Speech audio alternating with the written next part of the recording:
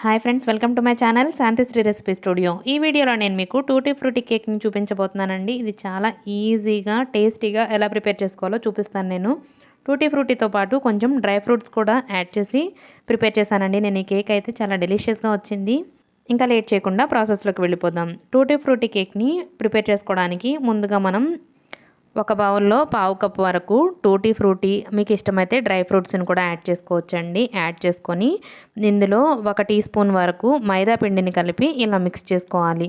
ఇలా మనం మైదా పిండిని మిక్స్ చేయడం వలన కేక్లో వేసిన తర్వాత అవి అడుక్కి వెళ్ళిపోకుండా ఉంటాయన్నమాట.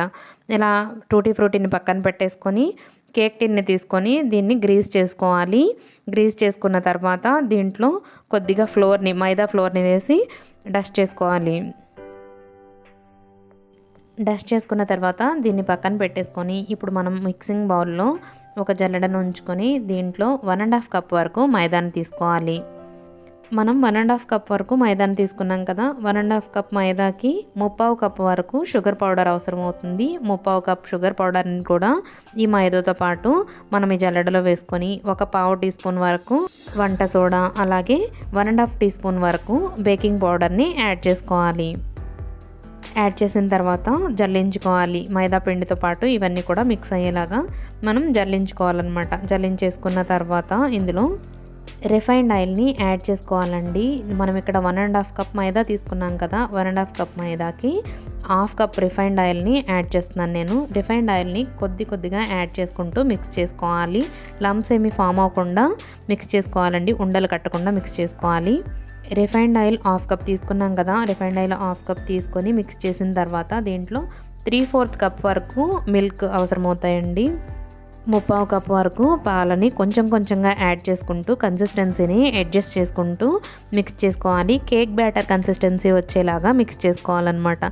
ఇలా మొత్తం ఉండలు లేకుండా మిల్క్తో మిక్స్ చేసేసిన తర్వాత మనం ఒక గరిటెని తీసుకొని కట్ అండ్ ఫోల్డ్ మెథడ్లో కాసేపు మిక్స్ చేసుకోవాలి. ఈ కట్ అండ్ ఫోల్డ్ మెథడ్లో మనం ఒక 10 మినిట్స్ పాటు మిక్స్ చేసుకున్న తర్వాత మనం ఆల్రెడీ ముందుగా రెడీగా పెట్టుకున్న టూటీ ఫ్రూటీ డ్రై ఫ్రూట్స్ ఉన్నాయి కదండి. ఆ టూటీ ఫ్రూటీ డ్రై ఫ్రూట్స్ని కూడా మనం ఈ బ్యాటర్లో మిక్స్ చేయాలన్నమాట.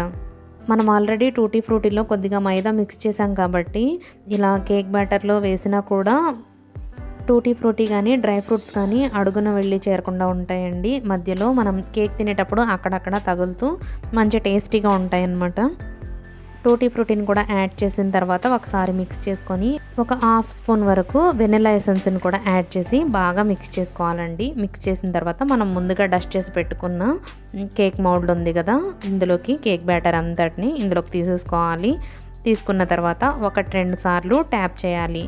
ట్యాప్ చేసి ఇందులో మిగిలిన టూటీ ఫ్రూటీ ఉంటాయి కదా, వాటిని పైన డెకరేషన్ కోసం ఇలా వేసుకోవాలన్నమాట. ఇలా వేసుకున్న తర్వాత ఈ కేక్ మౌల్డ్ని మనం ప్రీహీట్ చేసి పెట్టుకున్న ప్యాన్ ఉంటుంది కదా, దాంట్లో ఉంచాలి. మనం ఒక ప్యాన్లో సాల్ట్ని కానీ ఇసుకను కానీ ఉంచి ఒక 10 మినిట్స్ పాటు ప్రీహీట్ చేసుకోవాలండి. ఆ ప్రీహీట్ చేసుకున్న ప్యాన్లో కేక్ మౌల్డ్ని పెట్టి మూత పెట్టేసేయాలి. దాదాపుగా ఒక అరగంట టైం పడుతుంది ఇది బేక్ అవ్వడానికి.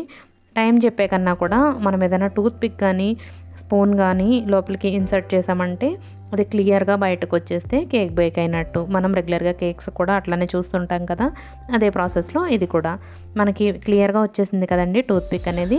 ఇప్పుడు మనం ఈ కేక్ని బయటకు తీసేసి ఇది పూర్తిగా చల్లారిన తర్వాత డీమోల్డ్ చేసేయాలి.